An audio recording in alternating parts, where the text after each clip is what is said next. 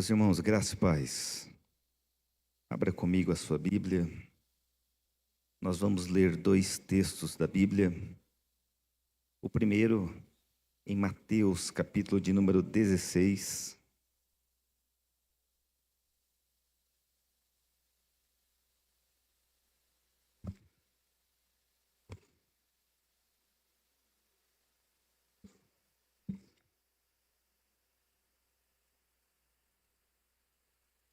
Mateus, capítulo de número 16.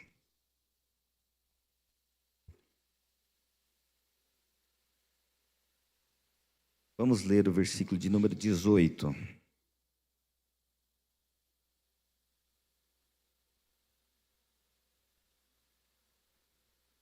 Lembrando que nós estamos em um trabalho chamado EBOM, Escola Bíblica para Obreiros e Membros. E hoje é o último dia. Nós trabalhamos temas bem diferentes do que os irmãos estão acostumados a ouvir nos cultos de domingo, como a mulher e o ministério, como uma mensagem voltada para o departamento infantil, vocação ministerial, que foi a primeira mensagem, oração e palavra, discipulado, igreja e família, enfim, foram abordados alguns temas. A mensagem ministrada pelo pastor Hélio, que é ativismo religioso. Então, foram temas bem diferentes daqueles que nós estamos acostumados a ouvir no culto de domingo. E hoje eu vou finalizar essa série com o tema do EBOM, que é Igreja em Movimento. E o texto que eu quero ler é Mateus 16, 18, e depois 1 aos Coríntios, capítulo 4, e o versículo 1. Diz assim: Também eu lhe digo que você é Pedro, e sobre esta pedra edificarei a minha igreja, e as portas do inferno não prevalecerão contra ela. Outro texto que eu quero ler, primeira carta aos Coríntios, capítulo 4, e o versículo 1.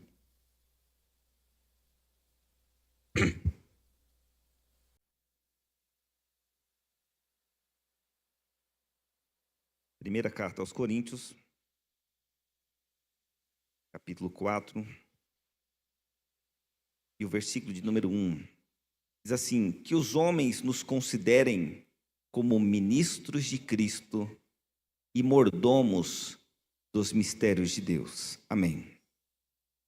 Hoje eu quero pregar uma mensagem, como eu disse, subordinada ao tema Igreja em Movimento.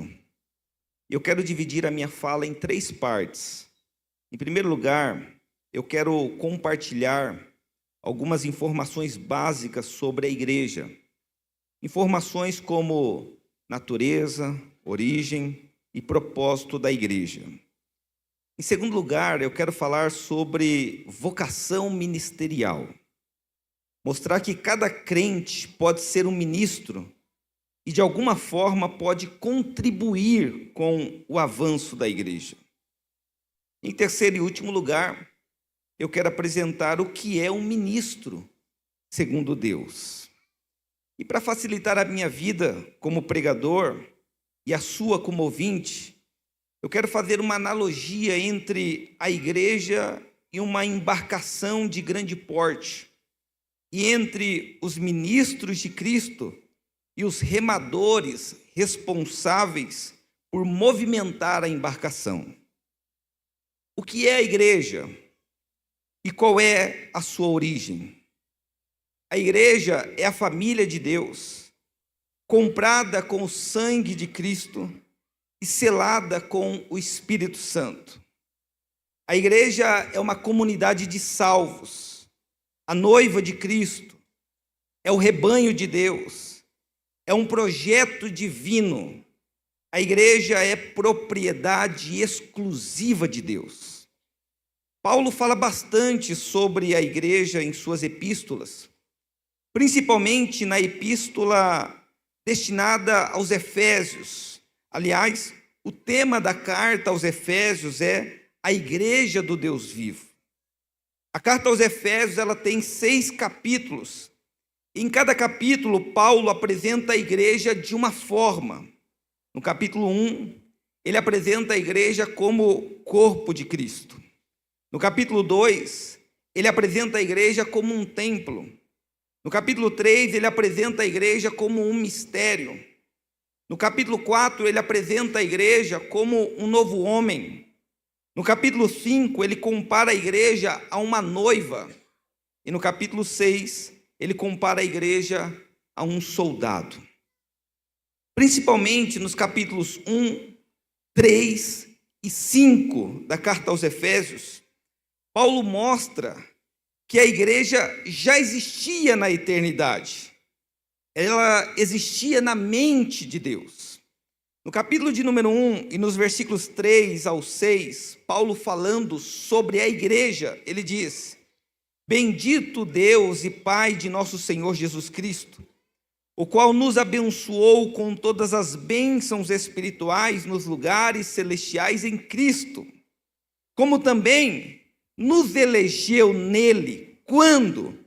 Antes da fundação do mundo, para que fôssemos santos e irrepreensíveis diante dele em amor, e nos predestinou para filhos de adoção por Jesus Cristo, para si mesmo, segundo o beneplácito de sua vontade, para louvor da glória de sua graça, pelo qual nos fez agradáveis a si no amado. Então, desde a eternidade, a igreja, ela já existia no coração de Deus, e ela foi idealizada por ele. Então, em sua essência, ela é um projeto divino. Quando Paulo chega no capítulo 3 da epístola aos Efésios, ele apresenta a igreja como um mistério que foi revelado. Ou seja, a igreja surge em Atos capítulo de número 2. No entanto, ali é apenas o mistério sendo revelado. O mistério já existia. Então, Paulo está dizendo que a igreja já existia na eternidade passada. E quando ele chega no capítulo 5 da carta aos Efésios, Paulo apresenta a igreja como uma noiva e declara que Cristo amou a igreja e se entregou por ela.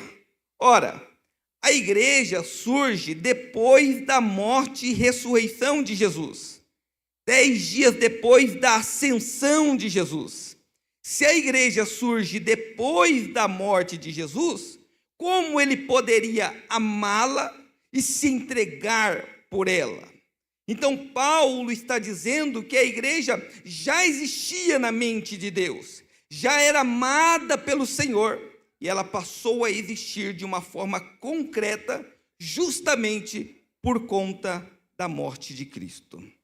Tanto que a igreja não é citada nos evangelhos de Marcos, Lucas e João. Ela é citada apenas no evangelho de Mateus, pelo próprio Jesus, como um evento futuro. Eu edificarei a minha igreja. Então a igreja, ela surge, embora ela já existia na eternidade passada, já existia na mente de Deus, mas ela surge e se torna uma realidade concreta em Jerusalém, ainda na primeira metade do primeiro século da era cristã, conforme Atos 2. Ela surge com quase 120 pessoas, quando o Espírito Santo foi derramado e todos foram cheios da sua presença. Ali a igreja se torna uma realidade concreta. A igreja de Cristo, que começou em Jerusalém com quase 120 pessoas, cresceu. A igreja avançou em muitos aspectos, e como o próprio Cristo disse que aconteceria, as portas do inferno não têm prevalecido contra a igreja. Em Atos capítulo de número 5, quando as autoridades judaicas tentaram barrar o movimento, tentaram barrar o avanço, tentaram barrar o crescimento da igreja, primeiro tentando calar os seus líderes, os apóstolos, Depois, as autoridades judaicas estavam dispostas a matar os apóstolos. No entanto, um fariseu chamado Gamaliel se levantou dizendo: deixa eles pregarem, deixa eles fazerem o movimento que eles quiserem. Se essa obra é de homens, ela se desmanchará. Se essa obra é de homens, ela se tornará um monumento. Mas, se ela é de Deus, ninguém poderá pará-la. 2000 anos se passaram e a igreja continua de pé, em movimento, avançando, vitoriosa, realizando o seu propósito, que é adorar a Deus, ganhar almas para Cristo, fazer discípulos semelhantes a Cristo e expandir o reino de Deus para a glória do Senhor. Em uma linguagem metafórica, a igreja é uma grande embarcação, uma embarcação de grande porte, uma nau. E ela não foi criada por Deus para ficar estagnada no porto, para ser um monumento. A igreja foi criada para estar em movimento e alcançar portos desejados. E Deus levantou homens e mulheres para movimentar essa embarcação, para fazê-la avançar. Deus levantou ministros para movimentar a igreja. E sobre vocação, é importante que os irmãos entendam que os ministros não são apenas as pessoas que possuem cargos ou usam o famoso kit crente, terno e gravata. Os ministros não são pessoas que possuem credenciais dadas por homens. O ministro é aquele que possui e exerce o ministério. É aquele que foi vocacionado por Deus e contribui com o avanço da igreja e a expansão do reino através do seu ministério. Ministério é serviço. Então, o ministro é quem trabalha, é quem exerce a sua vocação. Paulo escreve para a igreja de Colossos, e no capítulo 4, e o versículo 17, ele manda um recado para um obreiro daquela igreja. E dizei a Arquipo: atenta para o ministério que recebeste no Senhor, para que o cumpras. Paulo, ele deixa subtendido nesse texto que Arquipo era um homem que já tinha um ministério. Outra coisa, Paulo deixa subtendido que Arquipo era um homem dedicado ao ministério. E por fim, Paulo vai exortá-lo a cumprir o ministério, a não desistir do ministério, a não negligenciar o ministério. Até porque, em relação ao ministério, não tem aposentadoria, é até o último dia. Pode até diminuir o ritmo, mas não pode parar. E tem muita gente que gostaria de contribuir com o avanço da igreja, gostaria de contribuir com o movimento da igreja, mas ainda não descobriu como e onde pode contribuir. E a pergunta é: como descobrir a minha vocação? Lembrando de um assunto que eu já tratei com os irmãos um tempo atrás. Em primeiro lugar, você precisa identificar a sua aptidão. Você precisa identificar os seus anseios, as suas paixões.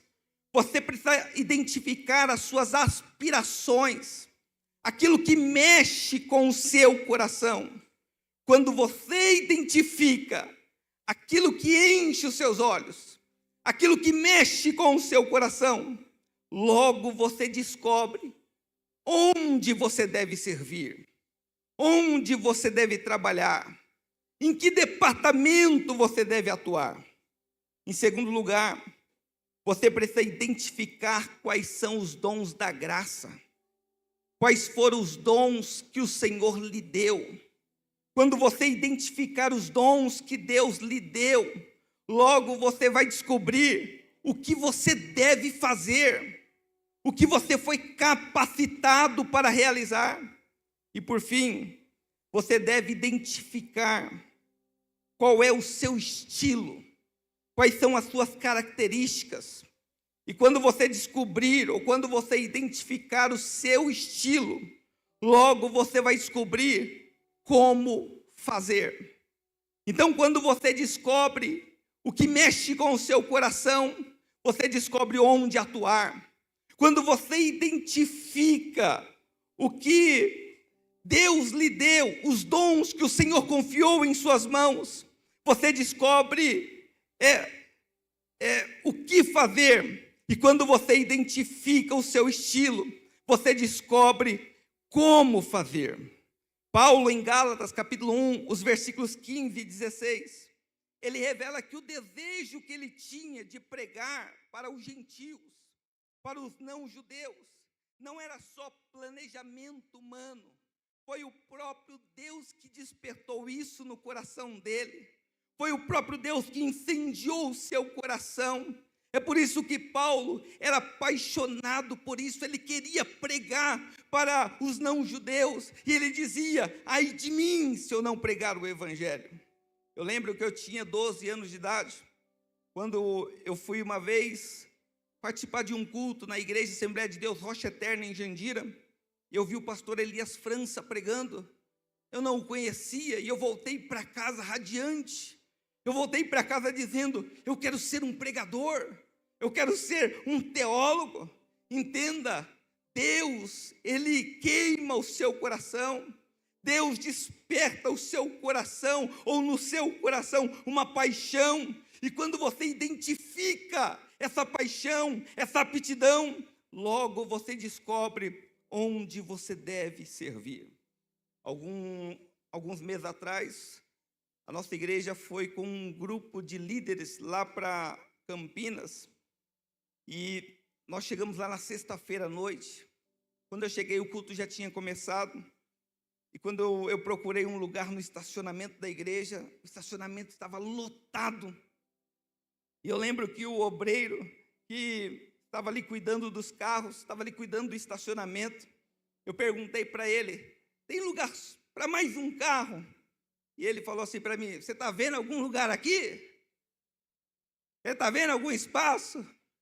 E eu: puxa vida, tudo bem, eu vou procurar um lugar aqui na rua mesmo. Aí ele falou: não, vem cá, ó, eu vou dar um jeitinho aqui, estaciona aqui. E quando eu fui saindo do carro, eu ouvi ele dizendo assim: puxa vida, sexta-feira à noite, dia de semana, estacionamento lotado. E eu entrei para a igreja, participei do culto. Eu acho que eu até comentei com o Fernando, falei assim: puxa vida, meu carro é o primeiro da fila ali, né? Não sei se vai atrapalhar. Graças a Deus não atrapalhava, porque eu acabei esquecendo um pouquinho lá, conversando, as irmãs ali tirando foto, né? Aí acabei me envolvendo ali, falei: puxa vida, se meu carro estiver atrapalhando os irmãos, aí que eu vou ouvir mesmo. Mas no dia seguinte, eu cheguei bem cedo no estacionamento, nós chegamos cedo. E era outro irmão que estava lá cuidando dos carros, que estava cuidando do estacionamento. E ele nos recebeu com alegria, dizendo: não, pode procurar um lugar, pode parar onde vocês quiserem, que benção, que alegria e tudo mais. E eu falei: puxa vida, olha só a diferença, a diferença de uma pessoa que está ali fazendo algo que ela ama. Ela encontrou naquilo uma oportunidade de dizer para as pessoas o quanto elas são importantes para Deus. Tenta tirar o irmão João do estacionamento para vocês verem a briga que vocês vão arrumar. Tenta tirar a irmã Maria do cafezinho. Tenta tirar a Mônia da secretaria e fala: Mônia, vai cuidar dos jovens, né? Vai cantar, dançar, eu acho que ela até topa. Encontrei um vídeo da Mônia no YouTube, dançando aqui na igreja, irmãos. Agora tem gente que, se você tentar colocar lá no escritório, lá na secretaria, eles não vão desenvolver. Então, primeiro você precisa descobrir o que mexe com o seu coração, o que enche os seus olhos. E quando você identificar o que mexe com o seu coração, logo você vai descobrir onde servir. Você ama trabalhar com crianças, vai trabalhar no departamento infantil. Se você ama trabalhar com perdidos, com pessoas que estão em situação de rua, você deve trabalhar no Ministério de Compaixão e por aí vai. Outra coisa que você precisa identificar são os dons da graça. Quais foram os dons que o Senhor lhe deu? Porque em Atos capítulo 2, a igreja se levanta com a descida do Espírito Santo. E o Espírito Santo capacita a igreja com dons espirituais e ministeriais. Vocês receberão poder ao descer sobre vocês do Espírito Santo. E vocês não ficarão parados, vocês serão minhas testemunhas. Lembrando que antes disso, Jesus tinha dito: fiquem em Jerusalém, não saiam enquanto vocês não estiverem prontos. Fiquem em Jerusalém, não saiam enquanto vocês não forem revestidos de poder. Então o Espírito Santo desce sobre a igreja, o Espírito Santo capacita a igreja com dons.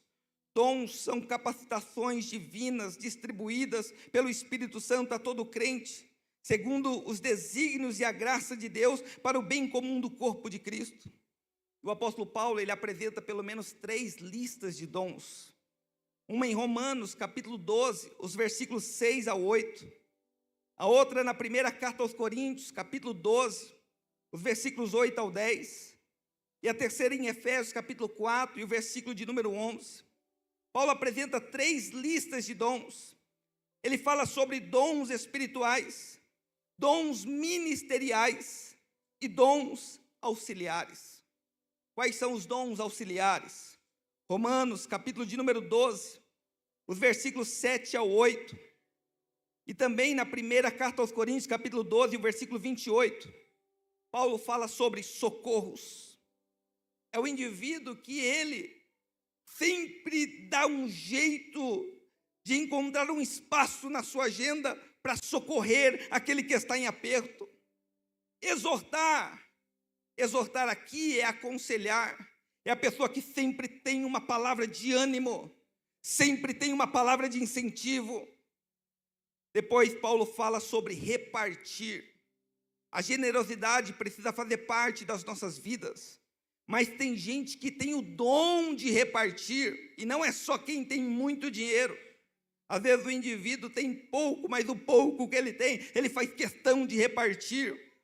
E a Bíblia vai dizer que isso é um dom. Presidir, liderar, isso também é um dom.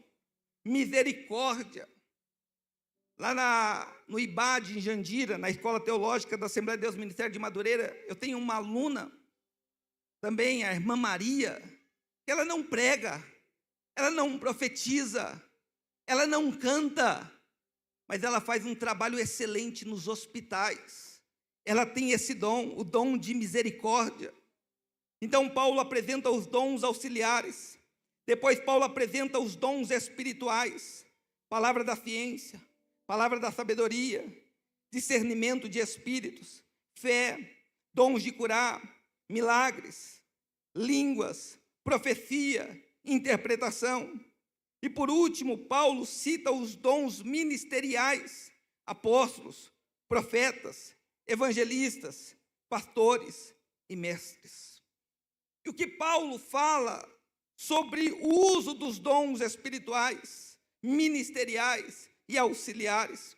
Primeira carta aos Coríntios, capítulo 12, versículo 31, Paulo diz que é necessário buscar os dons.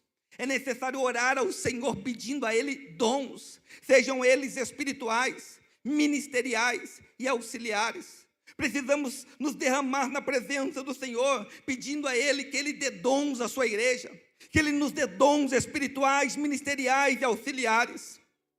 Mas quando ele chega no capítulo 12, no versículo 7 e no versículo de número 11, Paulo diz que o Espírito Santo, Ele dá dons a quem Ele quer.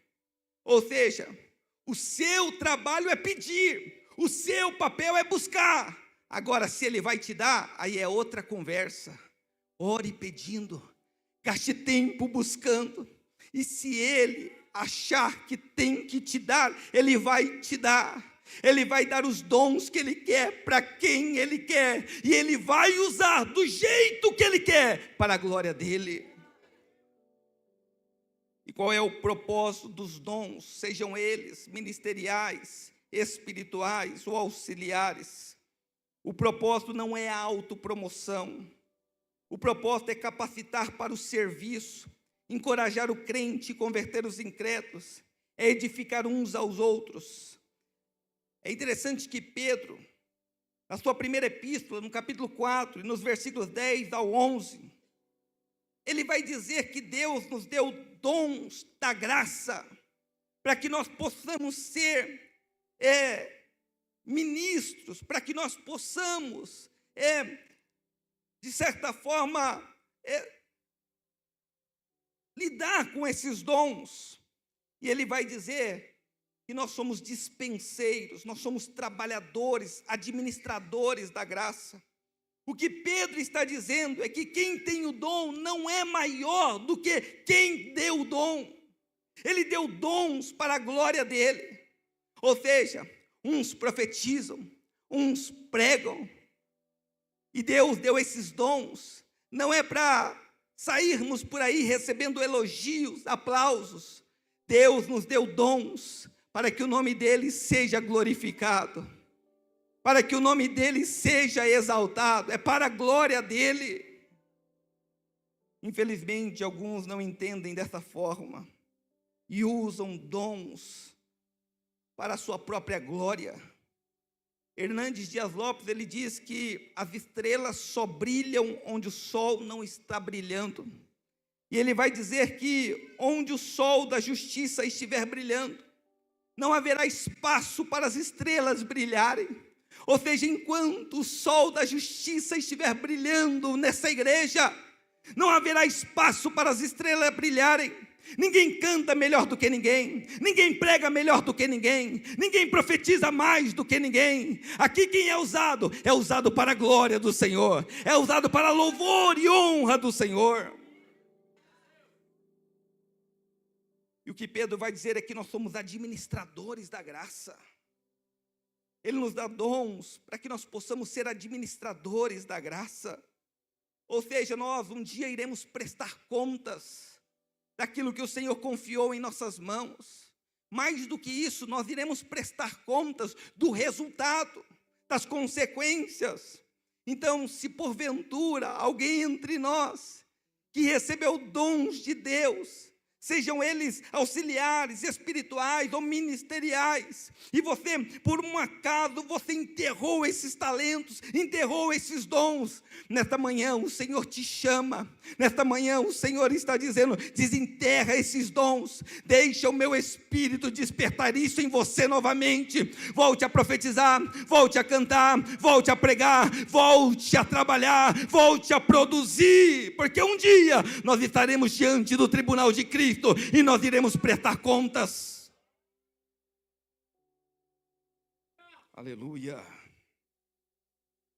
Em relação aos dons, não confunda dons da graça com dons naturais, com talentos, com habilidades. Dons naturais são dados às pessoas quando elas nascem fisicamente. Agora, dons da graça são dados por Deus às pessoas quando elas nascem espiritualmente, quando elas são regeneradas. Outra coisa, não confunda dons da graça com fruto do Espírito. Olha o que Paulo escreve em Gálatas 5:22. Mas o fruto do Espírito é amor, gozo, paz, longanimidade, benignidade, bondade, fé, mansidão, temperança. Infelizmente, nos nossos dias, as pessoas valorizam mais os dons do que o fruto. Nós devemos valorizar os dons, mas nós não devemos valorizar mais os dons do que o fruto. Ou seja, aquele irmão é vaso, aquele irmão é profeta, convida ele, tudo bem, é vaso, é profeta, mas congrega onde? Quem é o pastor dele? Qual é o testemunho que ele tem dado? Às vezes o camarada está com a vida toda torta, a gente não faz nem ideia do que ele faz por aí, mas é vaso, é profeta, e é isso que interessa, nada disso. O fruto vale mais do que os dons. Precisamos valorizar os dons, mas não podemos valorizar os dons mais do que o fruto. Pelo fruto, a árvore será conhecida. Não podemos confundir dons da graça com disciplina espiritual. Ou seja, todos nós devemos desenvolver hábitos que nos conservem saudáveis no campo espiritual e de relacionamentos. O indivíduo fala, eu não tenho dom de orar. Não existe dom de orar, meu irmão. Orar é indispensável na vida cristã. Eu não tenho dom de ler a Bíblia. Eu começo a ler, dá sono. Não existe dom de leitura bíblica, pelo amor de Deus. A leitura bíblica, ela é indispensável. Ela é obrigatória na vida do cristão. Assim como você alimenta o seu corpo, você também precisa alimentar a sua alma com a palavra de Deus. Eu não tenho o dom de consagração, o dom de jejuar. E esse dom não existe. Isso é obrigação do crente. Não confunda dons da graça com cargos ministeriais. Ah, mas eu não sou pastor. Ah, mas eu não sou evangelista. Você pode não ter a carteirinha, mas se Deus te deu dons, você pode até não ter o reconhecimento dos homens, mas se o Senhor te chamou, pelo amor de Deus, se coloca à disposição da obra, se coloca à disposição do Senhor, deixa Ele te usar. Filipe tinha a carteirinha de diácono, mas você vai encontrá-lo evangelizando e ganhando almas para o Senhor. Então não importa se o homem ainda não reconheceu, se o Senhor te chamou, se o Senhor te vocacionou, pelo amor de Deus, se coloca à disposição do reino e contribua com o avanço da igreja. Então nós precisamos identificar os nossos dons. Nós precisamos identificar o que incendeia os nossos corações. E por fim, nós precisamos identificar o nosso estilo. Quando nós identificamos o nosso estilo, nós descobrimos como nós devemos servir. E é importante considerar isso, porque às vezes nós temos as mesmas paixões, as mesmas aptidões, e temos os mesmos dons. Vou colocar do lado, pastor Alexandre e irmã Juliana. Os dois têm as mesmas aptidões. Amam a área do ensino. Os dois têm dons relacionados ao ensino. Mas cada um tem o seu estilo. Cada um tem as suas características. E não adianta um tentar ser como o outro. Cada um Deus usa de um jeito. Deus te usa do jeito que você é. Entenda isso. Se você é melancólico, sanguíneo, colérico, fleumático, Deus não vai mudar isso não, meu irmão. Ele vai até te dar equilíbrio, mas Deus não vai mudar o seu temperamento. Deus vai te usar do jeito que você é. É Pedro, sanguíneo, era sempre o primeiro a se levantar. Se é o Senhor mesmo, manda eu ir contigo por cima das águas. Pode vir, Pedro. Eu imagino Pedro andando, o que eu estou fazendo aqui? Ele agia, depois ele pensava.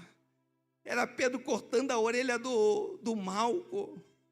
Era Pedro sempre tomando a iniciativa, agindo, depois ele pensava.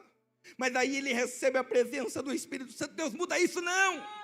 As pessoas estão dizendo, eles estão embriagados. Quem é que se levanta? É Pedro. Ele se levanta e começa a dizer, ei, nós não estamos bêbados, nós estamos cheios do Espírito Santo. Ele começa a pregar e 3.000 almas se convertem ao Senhor. Deus vai te usar do jeito que você é.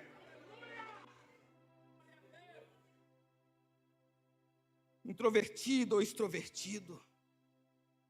E às vezes a gente olha para o outro e fala, puxa vida, como eu queria falar como ele, como eu queria ser como ele. Eu não queria ser tímido desse jeito, eu não queria ser assim, eu queria cantar daquele jeito, eu queria ter a voz que aquela irmã tem, eu queria ter a voz que aquele irmão tem. E qual é a resposta de Deus para a tua vida? A minha graça te basta. A minha graça te basta, porque o meu poder se aperfeiçoa na tua fraqueza. A minha graça te basta. Aleluia. O anseio ou os anseios revelam onde você deve servir. Os dons da graça revelam o que você deve fazer. E o estilo pessoal revela como você deve fazer. E para saber qual é o seu perfil de servo, para saber o que Deus tem confiado em suas mãos, o seu ministério, estude sobre isso. Reflita sobre isso.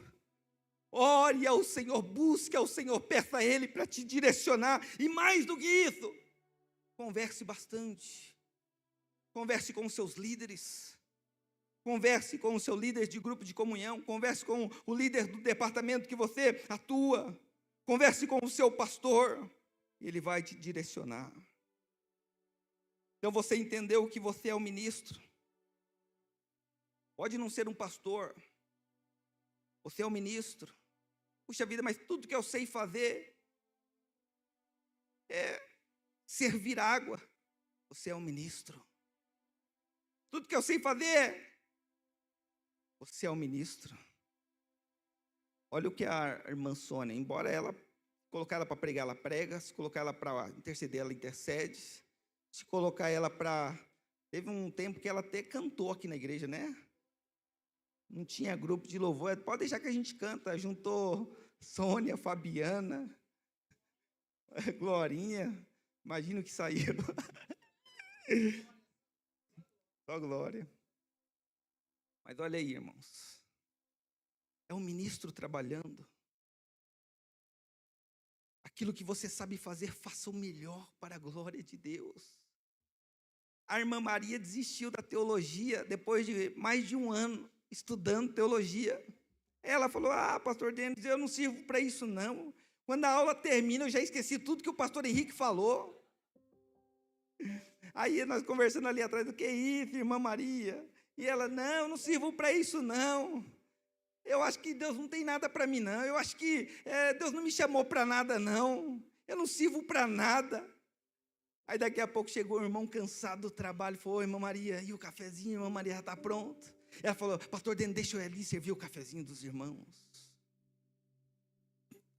Deus vai te usar do jeito que você é.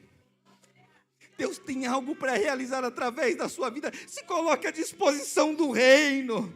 Se coloque à disposição do reino. A igreja, ela precisa estar em movimento. E Deus levantou você. Você é um ministro.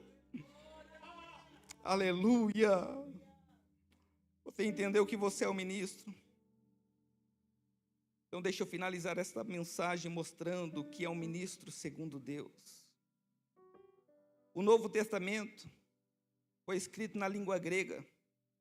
E tanto por Lucas quanto por Paulo, o termo grego usado para ministro é ruperetes, ou rupereta, que quer dizer remador.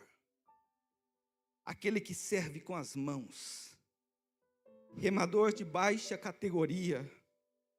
Remador do último porão. Ou seja, ruperetes era o servo do navio, da parte mais baixa, mais quente, mais escura. O servo que fazia a embarcação avançar, que remava, quer o mar estivesse calmo ou não. Acontece que os navios eram movidos à força humana, eram movidos pelos remadores. Na maioria dos casos, homens que tinham cometido crimes. A pena por um crime cometido, em muitos casos, era o trabalho forçado, e em alguns casos, era ser remador de um navio. Homens que cumpriam suas penas, tinham que remar nos navios, condenados a remar até o último dia. Isso era irreversível. Condenados a serem remadores do último porão. No texto que lemos, primeira carta aos Coríntios, capítulo 4, versículo 1, Paulo escreveu que os homens nos considerem ministros de Cristo. Paulo estava acostumado a viajar em navios onde havia homens condenados como remadores da parte inferior. Provavelmente o próprio Paulo passou por essa experiência de ser um remador. O termo grego usado por Paulo para ministro foi huperetes. Esse também foi o termo usado por Lucas, no capítulo 1 e o versículo 2 do Evangelho de Jesus, segundo Lucas, quando ele chama as testemunhas oculares, aqueles a quem ele entrevistou, de ministros ou servos da palavra. Paulo e Lucas chamam de ministros de Cristo, ou ministros da palavra, de huperetes, pessoas que seus chamados é até o último dia. Os huperetes não podiam ser contratados, tinham que ser comprados, tinham que ser escravos, tinham que estar ali pagando por crimes, porque eles remariam até a morte. Para Paulo, um ministro, por amor a Cristo, cumpre o seu chamado de maneira íntegra e total até o último momento de sua vida, remando dia após dia, compreendendo que está preso em Cristo. Diante disso, nós precisamos fazer algumas considerações. Em primeiro lugar, o ministro é aquele que tem a responsabilidade de levar a embarcação adiante. Como ministros, nós temos que levar a embarcação da igreja adiante. A igreja precisa estar em movimento, e nós fomos levantados por Deus para isso acontecer. A igreja precisa estar em movimento, em ação, avançando. E é aí que entra o papel dos remadores do último porão. Quando você lê o livro de Atos dos Apóstolos, você encontra Deus levantando os apóstolos. Você encontra Deus levantando, inclusive, algumas mulheres. Quando você lê o último capítulo da carta aos Romanos, você vai encontrar ali uma lista de trabalhadores, de obreiros, de ministros, de remadores, e muitas mulheres na lista. E quando você chega no último capítulo do livro de Atos, que é o único livro histórico do Novo Testamento, você percebe que ele termina, mas parece que a história não teve um desfecho.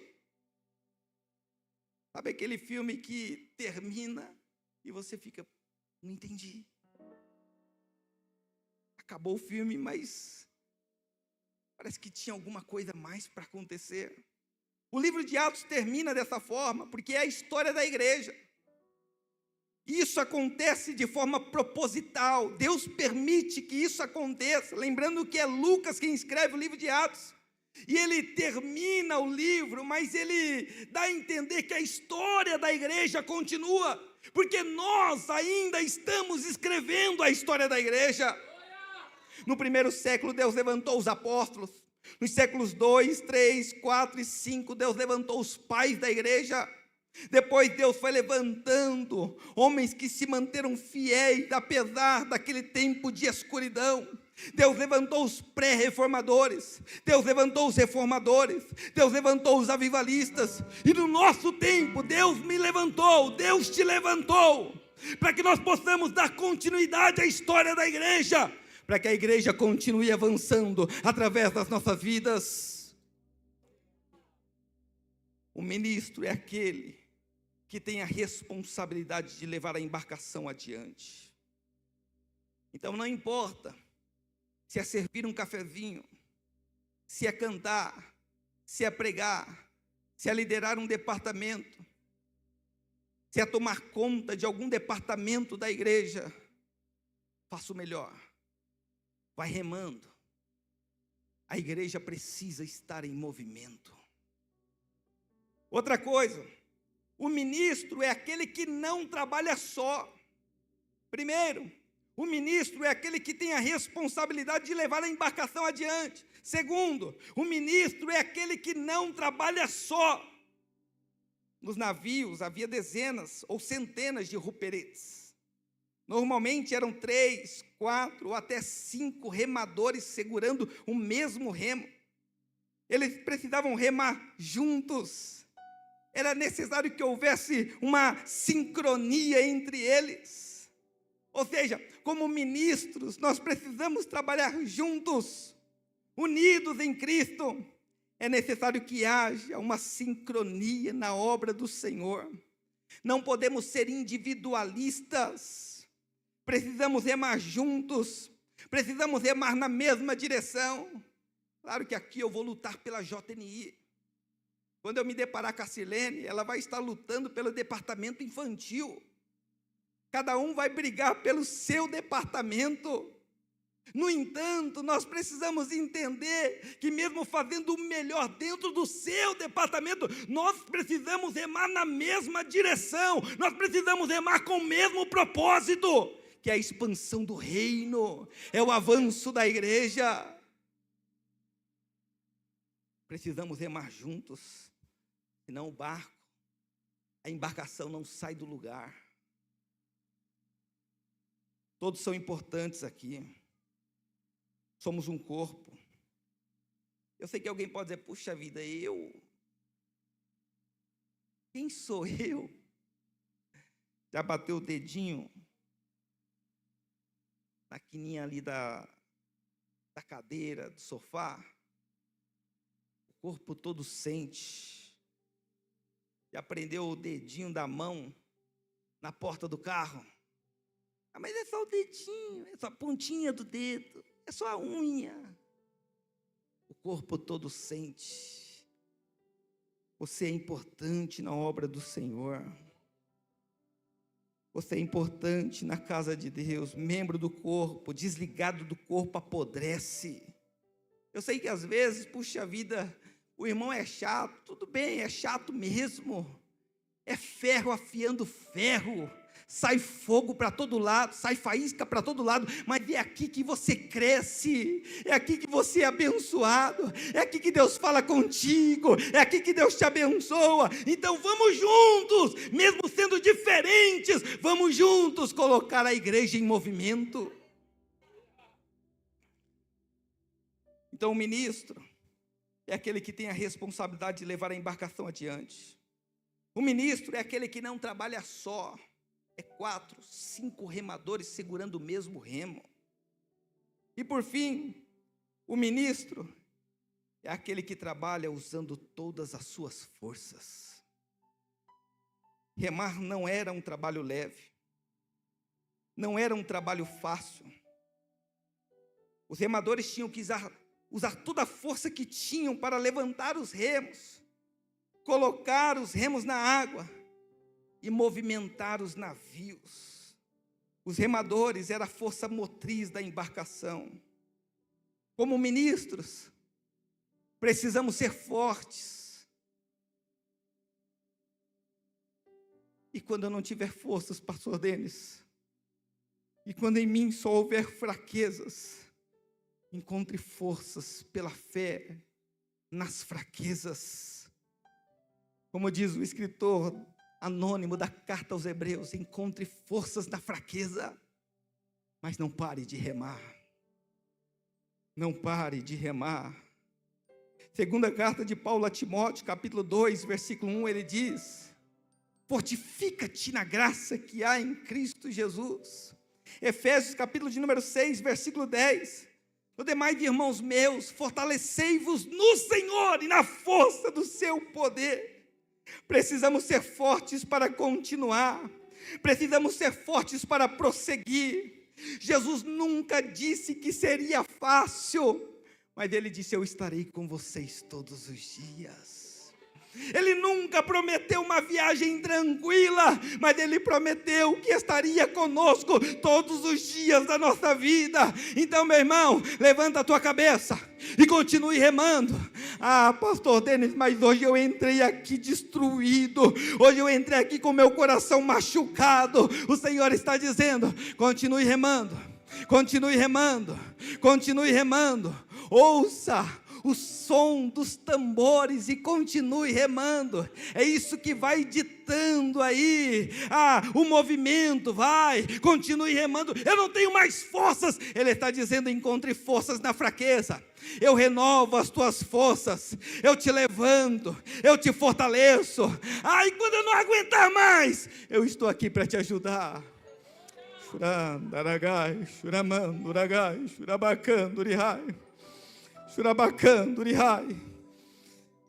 E até o último dia, os remadores, eles ficavam presos, eles não tinham escolha. É até o último dia. Pode até diminuir o ritmo, mas não para, não para, não para, não para. Oh glória, oh glória, oh glória, oh glória. Essa manhã, o Senhor está renovando vidas neste lugar.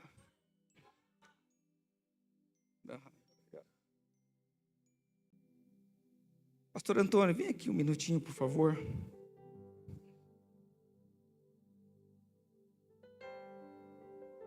Pastor Roberval, vem aqui um minutinho, por favor. Pastor Paulo, por favor.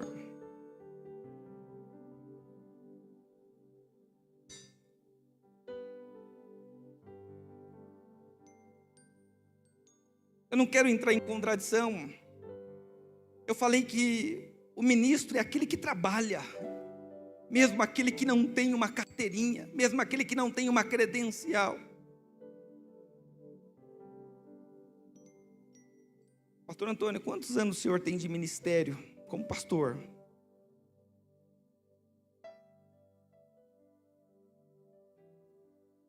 37 anos trabalhando na obra do Senhor.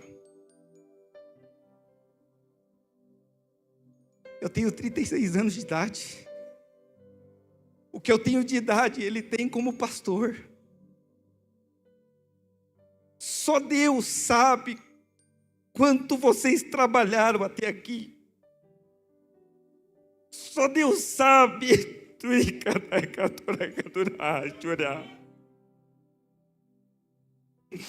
Quantas noites vocês não dormiram. Só Deus sabe. Quantas marcas vocês carregam. E alguns dias atrás eu estava pensando, puxa vida, eu acho que Deus trouxe esses irmãos para cá, para que eles possam descansar.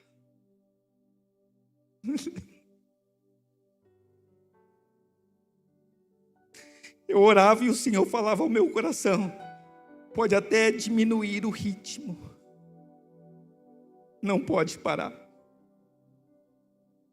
Pode até diminuir o ritmo, não pode parar. Não pode parar. Vem aqui, Gilmar. Vem aqui, pastor Alexandre. Eu queria chamar o Éder e o Alexandre Vieira, mas eles não vieram, né? O Davi também não veio. Vem aqui, Josué. Pode até não ter a carteirinha, mas se Deus chamou. O pastor Alexandre, eu podia colocar ele nesse grupo aqui, porque tem idade para isso. Queria ficar ali.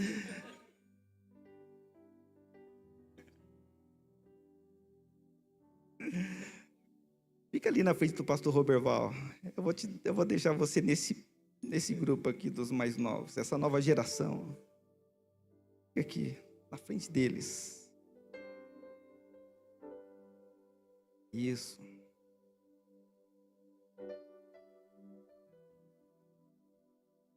Não pode parar.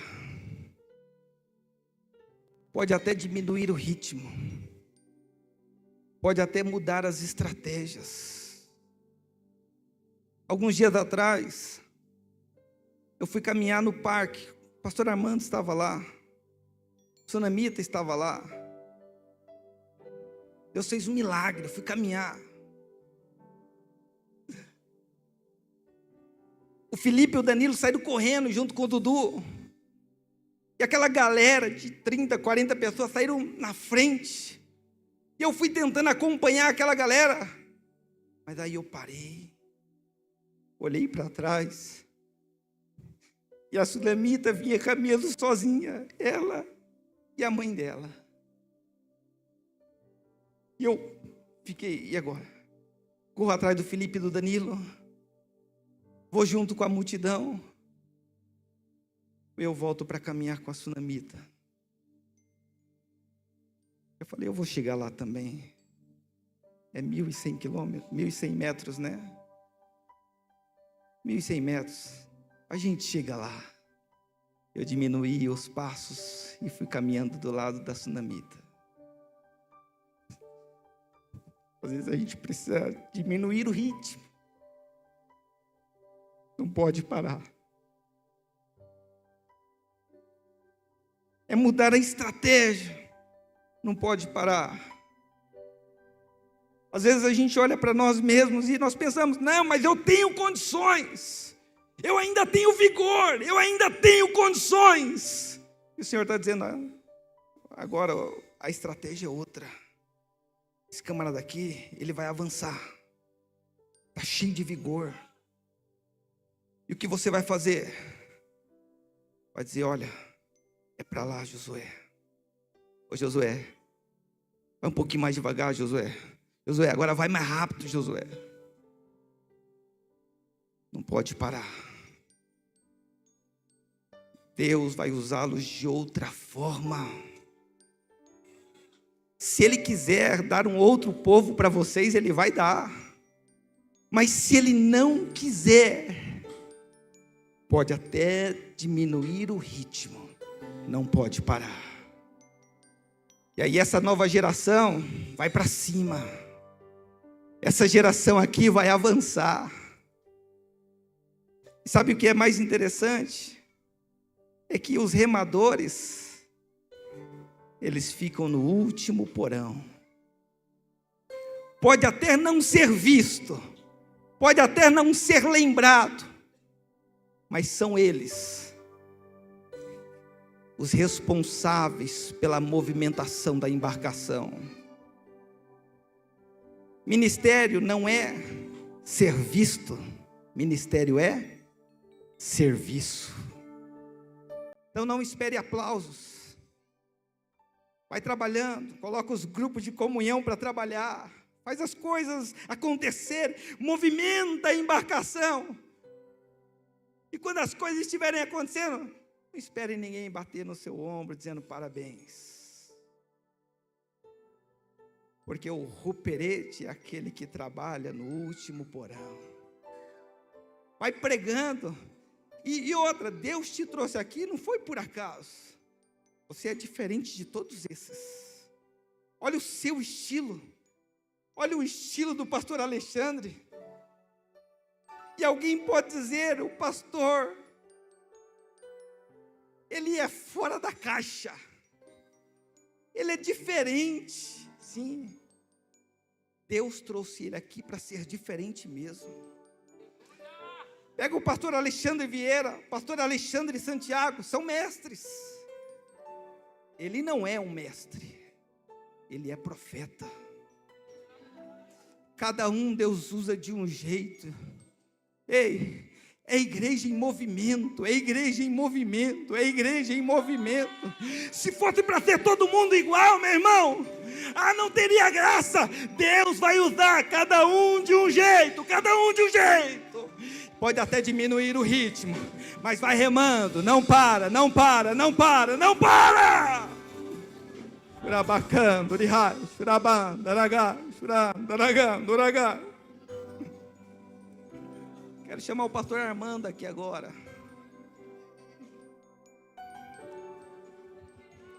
Eu quero mais uma vez chamar a pastora Sônia. Vem orar pelos ministros dessa casa.